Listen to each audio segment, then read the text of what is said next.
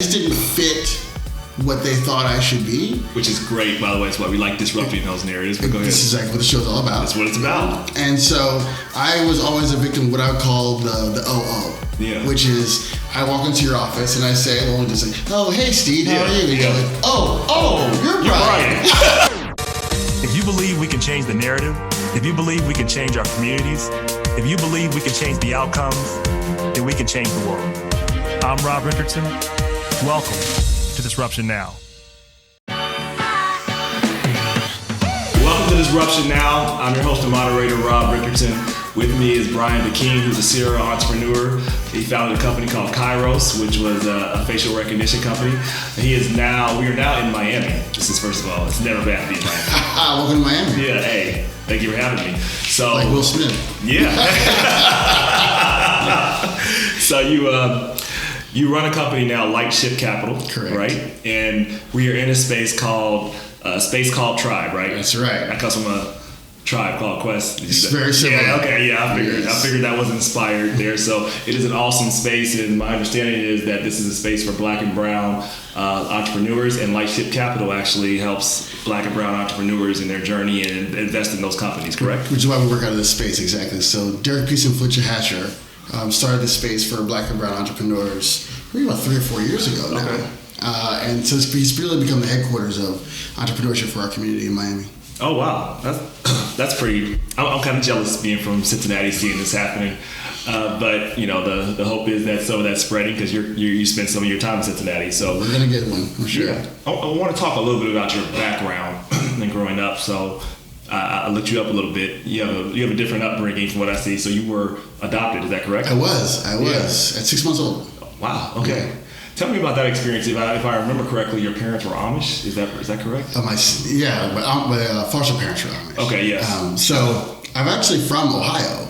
I was born in Ohio. Oh, okay. We got that. That's probably why we get along too. All right. I'm an Ohioan.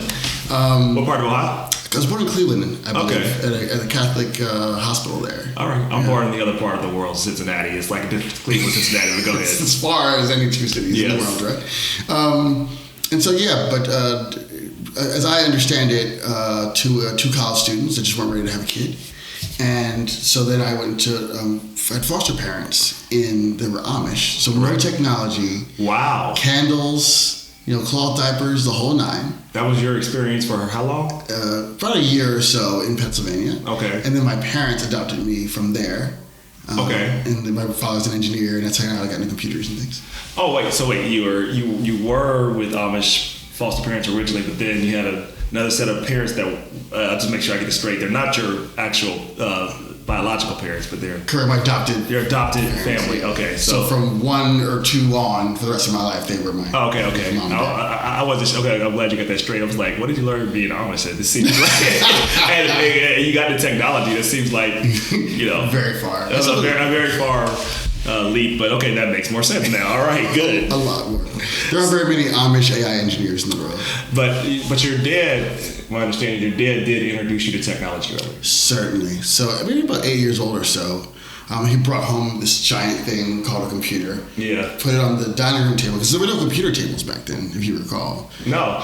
Gosh, we're old enough to have that conversation now. Okay, but go ahead.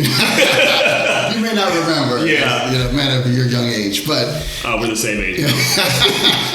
But yeah, so he brought home this computer, put it on the dining room table, and said, "Kid, this is the future. You've got to learn it." Yeah. And back then there was no Windows. There's no user experience really. You had to code just to turn it on. Wow. Just to play games. And so I learned. Was that Unix? It was OS2 and then early DOS. Yeah. I remember that. Yeah. And so I had to learn how to code just to use the computer, and then I just fell in love with technology. Right. And here you are, just running companies. So I want to think about your entrepreneurial experience. We talk on this show about disrupting common narratives and constructs, and it is obviously hard to be an entrepreneur, sure, whether you're Black or you're white. But there are some particular barriers, even when you are successful. Mm-hmm. You have the experience of founding a company, the AI company we talked about. Mm-hmm.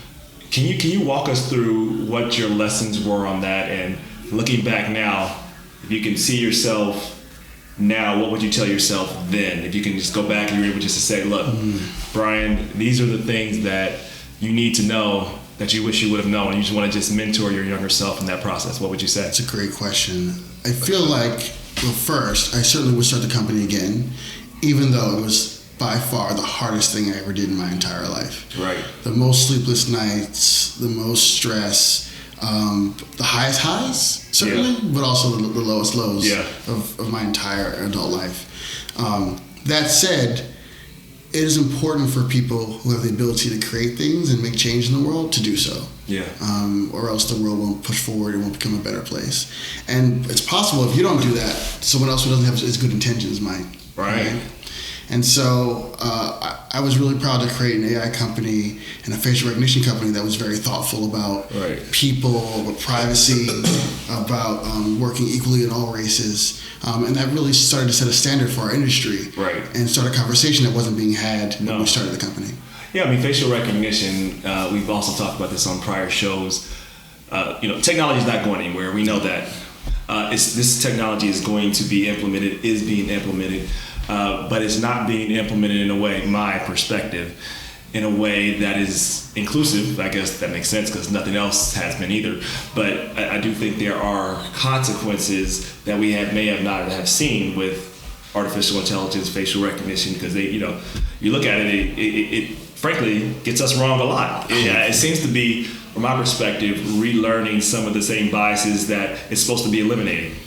How do we tackle that? Yeah, great question. So facial recognition AI is very, very good at what we call pale males. Yeah. So the paler you are, the maler you are, it is very, very strong in that area. But every dimension you get away from that. So just white women, for instance, not even a different race. Wow. It's 30% less accurate for white women than white men, right? And so it just kind of degrades from there.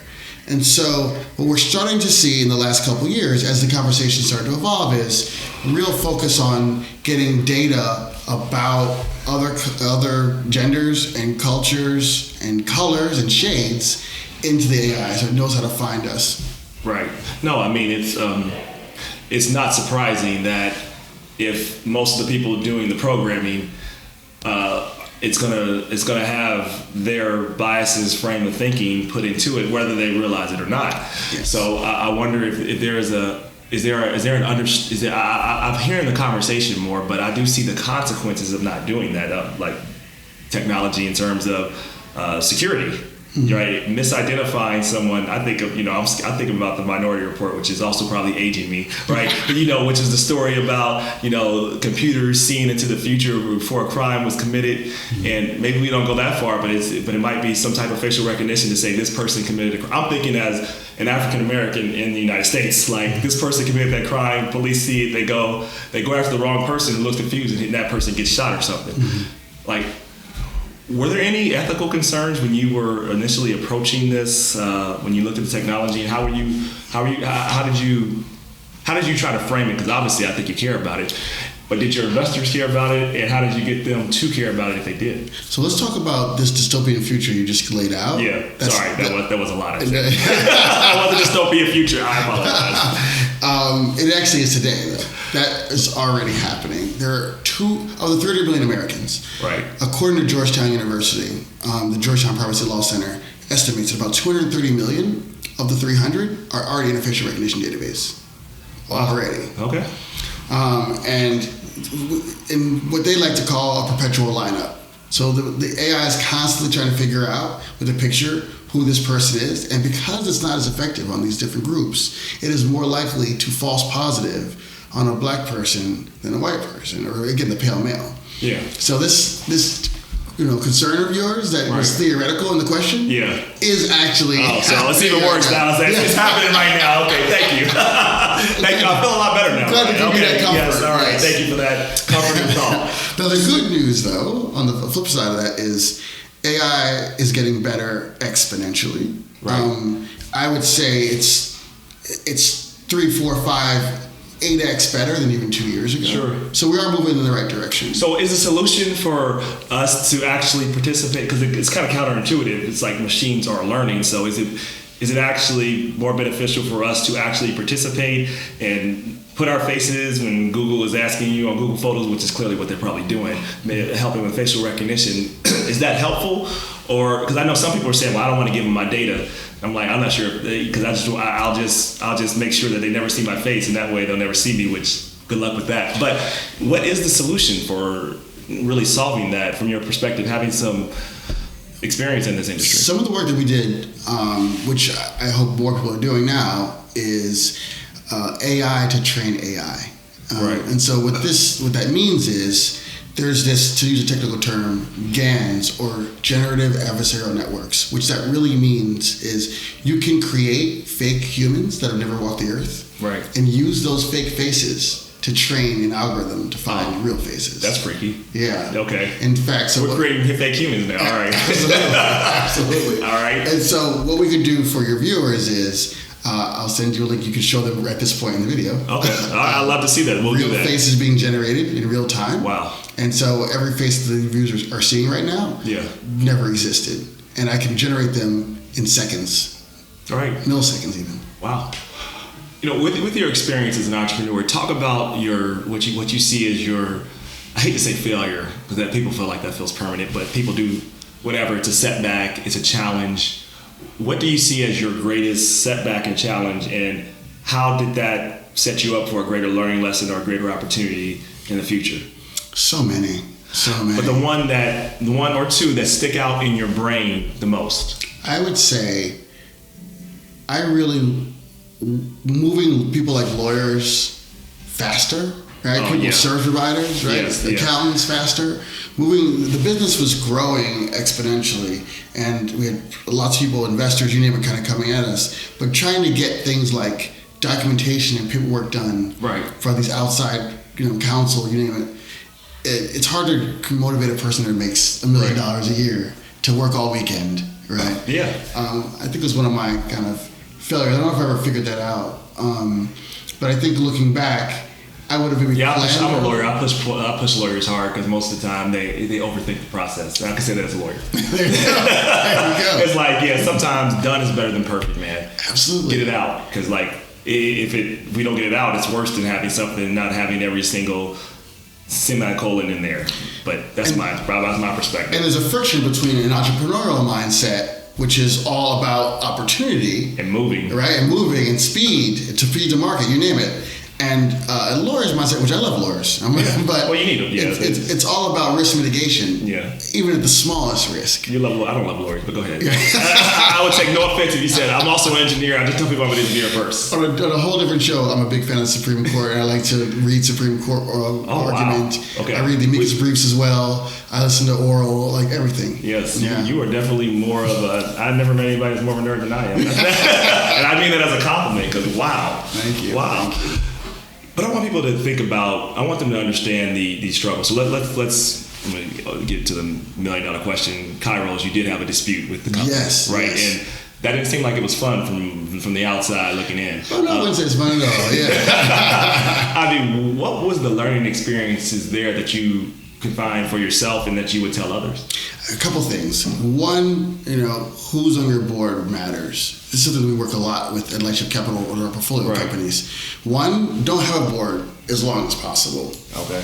There's oftentimes entrepreneurs, we feel like we're searching for answers because we're kind of in this by ourselves. Absolutely. Right? You're kind of in a dark room and you're looking just for trying help. to figure it out. Yep. Yeah. And so we turn to folks sometimes for that support, and they really don't know anything more than us. In fact, we know way more about our businesses than they do. And so out of a sense of, positiveness, but even need, we will add people as advisors and ultimately board members that may not have kind of our best interest or even the company's best interest at heart. Sometimes a lot of ego comes into play. Always. You name it. So I would say either a mixture of don't have a board as long as possible, but even when you do, be very selective. Right. Also, when you're thinking about board management and board structure. Before you get there, I want you to finish that thought. Sure. Selection. What do you do in the selection process? Because there's a tension because you want to keep your, you want to not have a huge board, and you probably don't want to have a board as long as possible. But in order to grow as a business, you need advisors, you need people. Yes. And one of my mentors says that you also need to be productively paranoid. Like this says, productively, you're paranoid, you can't do anything, but you have to be a little skeptical. And I think you add a lot on top of that. If you're black, you're productively paranoid, and just add it in there.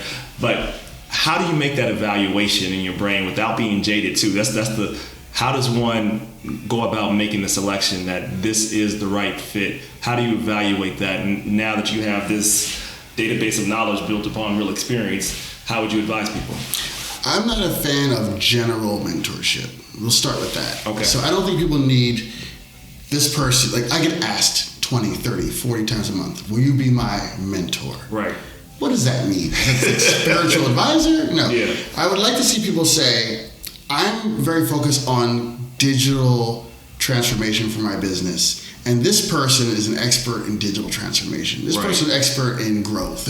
Have mentors that are subject matter experts in the specific areas that you need, and not general. Because that's when you get this kind of babysitting God complex, right? Yeah, where they think that they're kind of somehow above you, the entrepreneur, when they're really peers at best.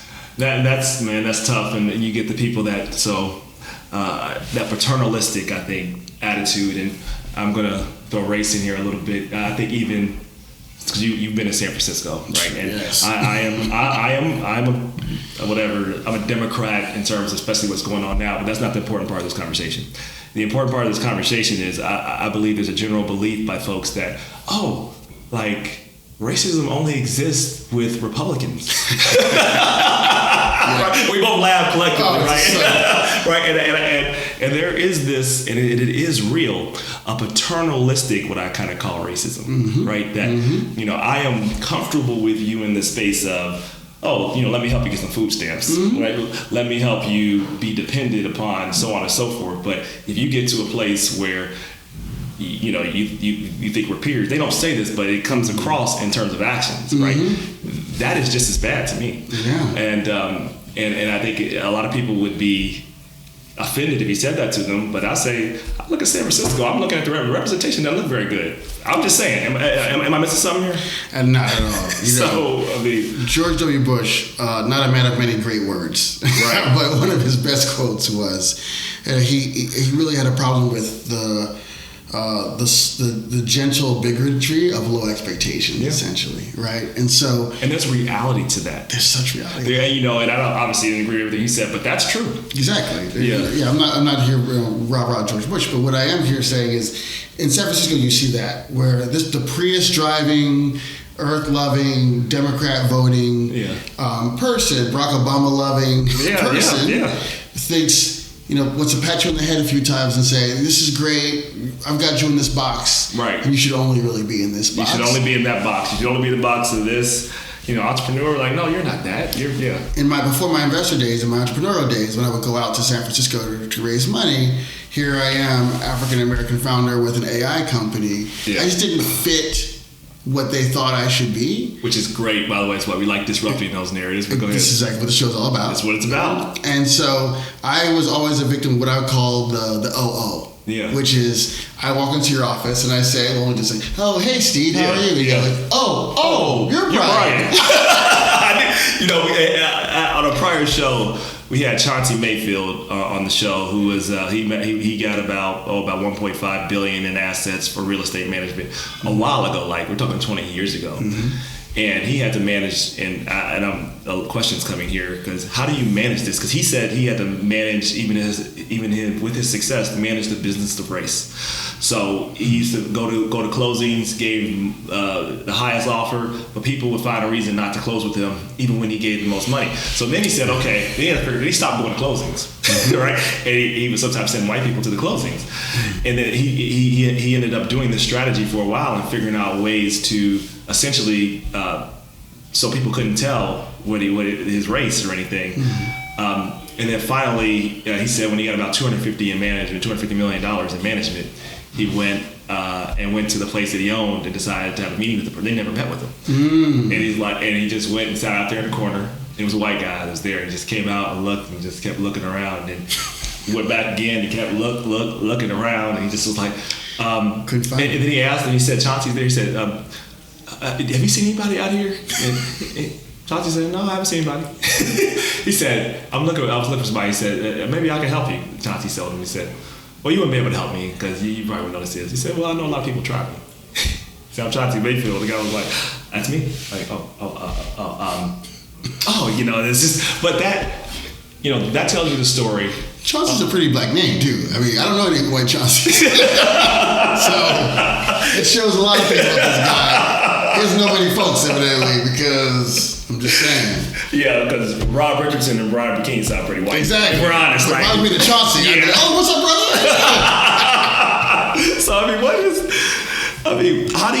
How did you manage that process? Because I'm sure you went through it. How does one, you don't want to get jaded because there are plenty of good, very open-minded, very progressive. A lot of my greatest supporters have been white, but that challenge still comes. What do you do? So the two key things. One, even with the OO scenario, I've had good meetings with OO people. Yeah, like, right? Okay. So sometimes we as founders of color, we have a bad initial experience, and we allow the relationship to degrade from that point on. Yeah. And we put things on the other person that they don't necessarily deserve. Which makes sense, right? I mean, so two questions to follow up with that. I see that we put in, because I see racism, I've talked about this on the show too, everybody's racist, whether they realize it or not. And it's, to make progress, it's first realizing that, because it's a subconscious, it's such a built-in construct that it doesn't make you an evil person to be that. Mm-hmm. That's very important for people to understand that. How did you go about changing your mindset to not take in, okay, somebody had this negative reaction or whatever, or said something that was out of line? How did you develop the emotional response to not let that affect the situation? Because it sounds like it's easy, but it's harder than I think people give credit for. It's definitely difficult. Probably a lot of pieces of my personality going all the way back to my grandfather being a Baptist minister. Oh yeah. And you learn some things from that. Two, growing up in a minority community in Philadelphia, where everyone, I was in an upper middle class neighborhood. Everyone in my neighborhood was black. The mayor was black. The police commissioner was black. So you get a sense that things are possible, and that sometimes there are roadblocks, and there's people who are roadblocks. But you simply go around those roadblocks. I've noticed that, and we were talking about this a little bit before the show.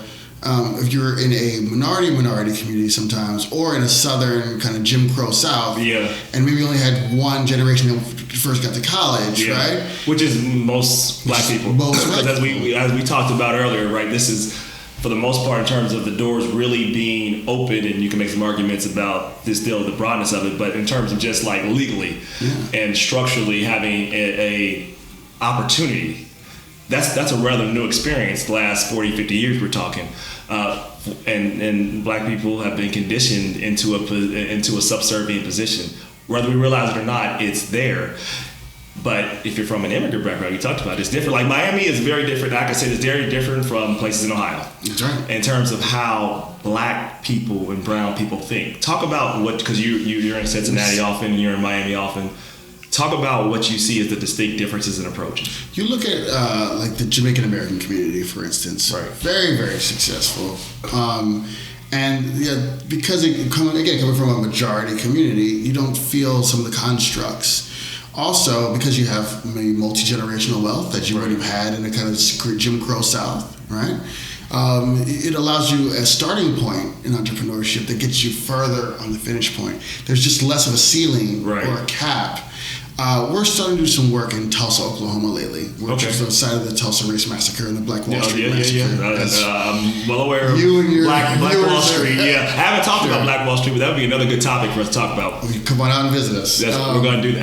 We'll do that. We'll hold you to it. So we're doing some good work out there, and I think that a critical piece of our work is just allowing. And by the way, if you don't know about Black Wall Street Massacre in Oklahoma, please look it up. It's something everyone should know about. It's very, very deep. It's both sad, but also the rebirth now of that community is certainly very exciting. And so we think the more we work there, we think that our role is to help remove some of those ceilings on the mentality of the community there. Because if you were a member of Tulsa, Oklahoma, and your parents and great parents and beyond suffer through that period of time, how much trust can you possibly have in another community? You have very little. Very little trust. But that lack of trust is literally the ceiling that is holding you from creating a world-class business. And so we think of ourselves as almost community psychologists in that community, not just investors. Well, a community psychologist. That's the approach I think we have to take. As I think about, I'm a policy person. I think there's, I talked about this a little earlier too. There's three levers of, I think, making really social construct changes. Black people, because of our position, have focused on the first one, and it's still relevant, but it's not the only one. It's protest. It's protest. It's saying this is unfair, whatever you call protest, mass protest, boycott, whatever. But then there's obviously policy, right? Because protest means nothing if you don't get any policy. Amen. And policy is not even sustainable, because it don't matter if you have the best policy in the world, that can be reversed in a second by anyone, by the next person in power. So you need the third P, which is power. That only happens through collective power, through entrepreneurship, through working together to advance our economic and political situation. And it's absent Democrat, Republican. It's about what are we doing to make sure that our interests are being advanced. Absolutely. Period. But after I went to that rant, I had a point here. The rant was fire, though. Yeah. Thank you. Black Wall Street trying to. You talked about that those kind of, I think, negative community psychology. Yeah, community psychology. Yes, and the negative, I would say, plants that have taken hold and taken root. I want to talk about methods about how you actually do that. One thought I have, and I want to hear what you say, is that I said when you hear these negative thoughts about the old adage about the white man's ice being cooler, when you hear people say black businesses can't do that, take that thought, literally see yourself taking that thought, writing it down, and putting it in a fire and burning it. Yes. Burn it. Yes. Right. And I look, I have been guilty of that. Right. All of us have been, because it's so pervasive. But when you see yourself holding black people to not the same standard, black businesses I'm talking about to the same standard as other businesses. One, two, they're gonna have some trials and struggles, because you know what, they might not have a corporation structure, infrastructure like a huge business, but at least they're actually hiring people that look like you. Absolutely. So if you think about all the great black entrepreneurs of American history, let alone world history, but American history, right? From cotton gins to streetlights to astronauts. These are folks that were able to be successful in a much more structurally difficult time. Not that now isn't difficult. There's no question it was much more. No one can argue it wasn't more structurally difficult. We couldn't walk down the street; they could just shoot you. Be okay with it. Literally, so, literally not allowed to read. Right? Yeah, exactly. So structural difference. Or go to talk to Black Wall Street when they can just come and just take it and there's no recourse. Literally, burn down. No one goes to jail. So no one can say that it's equivalent in terms of construct. It's absolutely certainly not structurally. So with that said, because those people didn't have this kind of weight on their, in their mind and on their shoulders that we put on ourselves. It was put there actually by previous folks. Absolutely. But we also can take it off. We got to take it off. We got it's time. It's time. Or else we're not going to be any better. Which is what the original person wanted in the first place. Which is why the teachings of both Martin and Malcolm, and actually Martin started going towards Malcolm before he died in terms of how he was thinking. I saw this old speech by Malcolm X saying, listen, like, other communities of immigrants have nothing. He came here, and you want to go and just go get a job in corporate America, and that's what you think success is. And that's not success. And to hear those words, like, wow, he was talking the way that we're now starting to think now. I didn't even realize that his words were so prescient even at the time, but it's true. Like, we're not going to, nobody's coming to save us. It ain't happened. Like, the superheroes are for the comic books. Iron Man's not coming, Superman's not coming, Wakanda's not coming. No, it ain't happening, right? We have to do that for ourselves. Hope for Wakanda, though. Yeah, well, we have to be Wakanda. Yes. That's my point. Is like, it's not Black Panther ain't jumping out. Like, there's not, and just go come and just say, it's just gonna come to LA and say, hey, we're going to change all the things that happen. We're going to have to create Wakanda. Well, I've got a spicy take going back on what you're saying about Fortune 5s. All right. And we love our Fortune 5s and they're big supporters of ours. But I think Atlanta's failure as an ecosystem is because success is working at Coca-Cola. I was saying Coca-Cola too, yeah. As a senior vice president. Now we got Tyler Perry, maybe there's something there. There you go. And so Tyler Perry more entrepreneurial, right? Yep. Because Hollywood wouldn't accept him. Exactly. People have to understand Hollywood didn't want him. Exactly. And they didn't think his product was valued. He had to create his own. He was back to that mentality of our ancestors before there was no Coca-Cola they could depend on. That's right. And so essentially he didn't take a job at Coke in LA. No. Right? He started his own soda brand. Right. Right? It's the same thing. And I think one of Miami's successes as an ecosystem is that there are actually so few Fortune 5s that people are much more focused on being entrepreneurial, also the immigrant mentality. And so we start things more often here. And therefore we're finishing things more often. You know, in Cincinnati, we have more corporate 500 companies and people, I think, have a very, and there's nothing wrong with corporate, but it's a corporate mentality. Corporations, almost by definition, are not entrepreneurial. They're not seeking to disrupt. They're seeking to keep, and they're seeking to keep the status quo because it's worked for them. I would argue that Charlotte is a failed black ecosystem for the exact same reasons. Wow! And so we're going to have to, from Cincinnati, we're going to work on disrupting that together. I'm looking forward to that.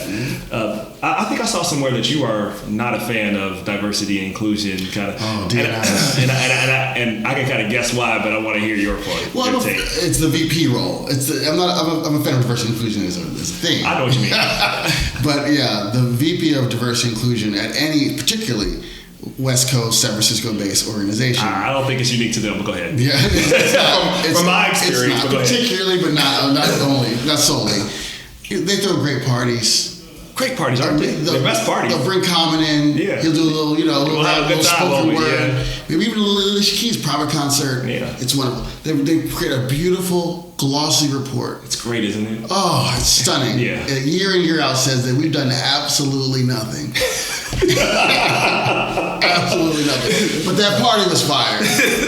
And so this kind of diversity VP lottery that people win and they get to go and do nothing for a few years and make six figures, and then the people they're celebrating, people are like, oh yeah, you're gonna go do nothing.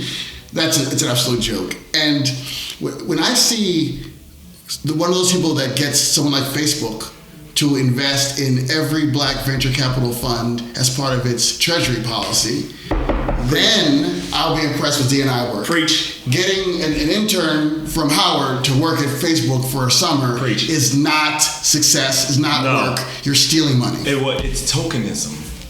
It's tokenism, and so it's not inclusion, as you said. I'm stealing your words. It's not equity. No.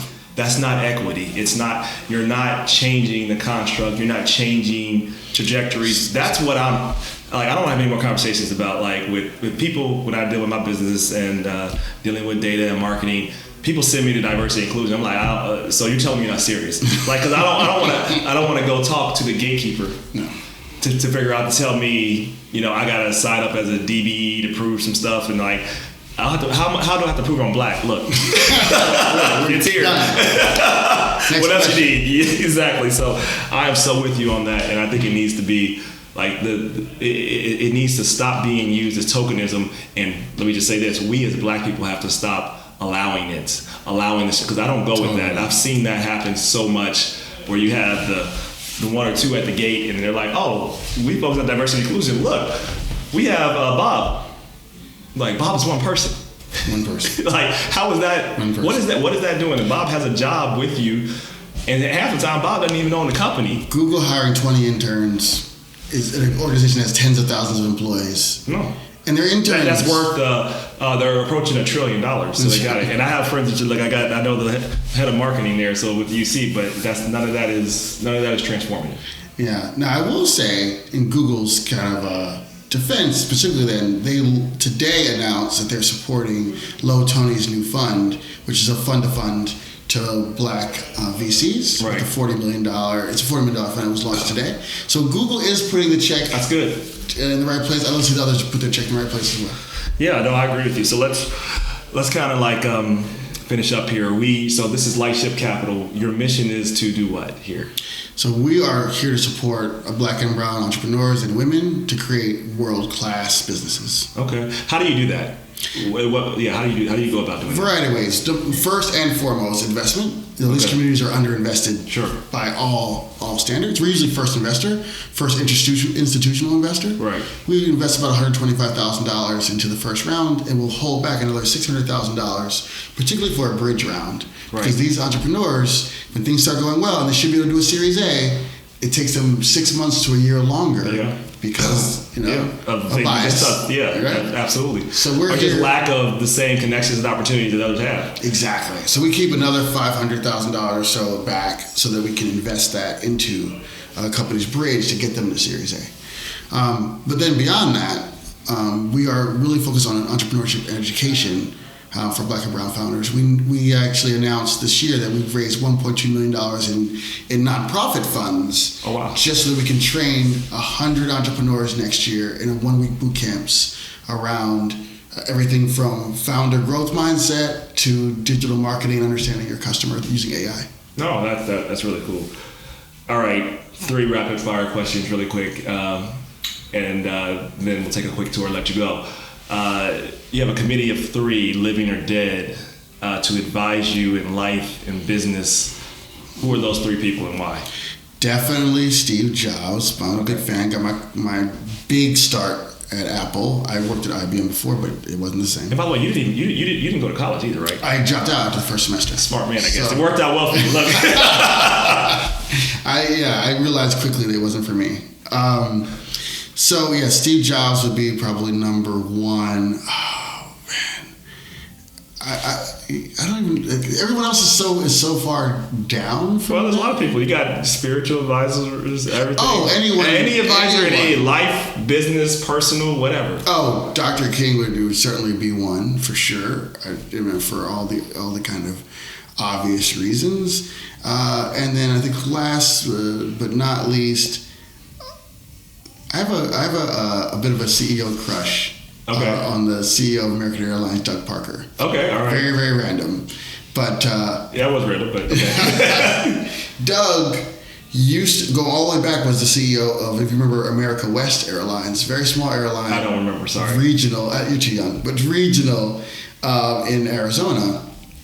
And he continuously bought bigger airlines. Yeah. And would kind of like to soothe the other side. Sure. He would keep the name of the bigger one. So America West bought U.S. Airways, and he left the brand U.S. Airways, even though he owned it. Smart. Then U.S. Airways bought American. He calls the whole thing American. Makes them feel better. And in American's case, his college roommate was the CEO of American Airlines. They were actually good friends. Right.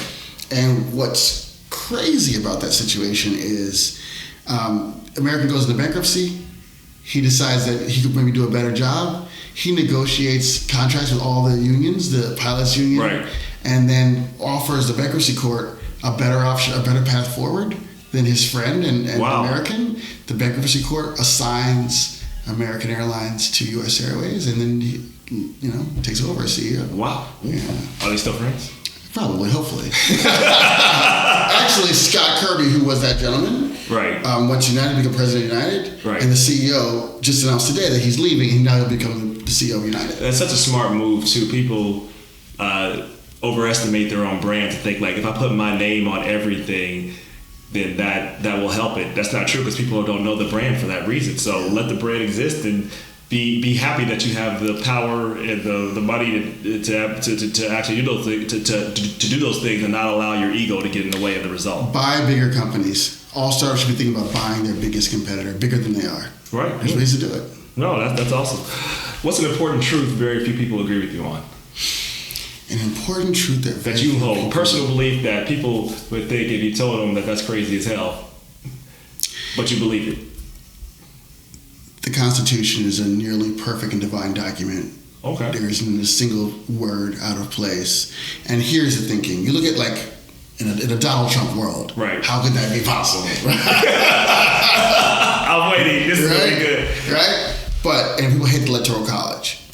The Electoral College, as intended, right, is so that the people pick a guy like Donald Trump. That's exactly what you're supposed to pick somebody else. They just should have picked Hillary Clinton anyway. Yeah. Independent of the votes. Right? Yeah. Because things like this could happen. The Constitution got it right.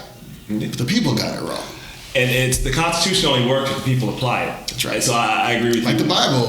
I like the Bible. I like the Bible. And it's this, I say America is unique in its approach that where it's always attention to live up to its ideals that it says it believes in versus what it actually practices. The closer we get to the ideals, the better we are as America, but we've had many starts and setbacks. People are messing it up. It's not linear, right? But people are messing it up. So, but it's up to people to preserve the ideals of who America is to get to this place. Yeah, let's hope people do that, because I think what's going on right now, whether you're Democrat or Republican, the ideals are out of whack. Out of whack. Out of whack, no matter how you look at it. There's just no way to look at this except like, okay, if you read this, there's only one way to read this. Like I don't know how else you can read what's going on and interpret that this lines with that. Let's hope people can connect the two, but I'm a little skeptical because of, the emotional beings we are, and figuring out how we get people there. As we know, technology works, and people are now exploiting that in new ways. So it's hopeful that people get there, and I agree with you. I mean, the Constitution as written, minus slavery and all that stuff in its old form, is the words improved, right? Yeah. In its current state, yeah. is beautifully written and should. And if we stay true to that, we'd have a whole lot less problems. But doing that is always the trick. Exactly. Final question: there's a billboard, Google ad, digital ad, whatever, that summarizes a belief of yours, a saying. What would that saying? Why? The future will be delivered not from the coast, not from New York or San Francisco, and not by your traditional Zuckerberg-looking hooded founder. Yeah. They had a hell of a run. Yeah. But the future will not be delivered by the rest of us. Hey, the rest of us. Next is now time for disruption right now. Brian Brackeen, brother, we got to do this again. Yeah, it's a pleasure having you on.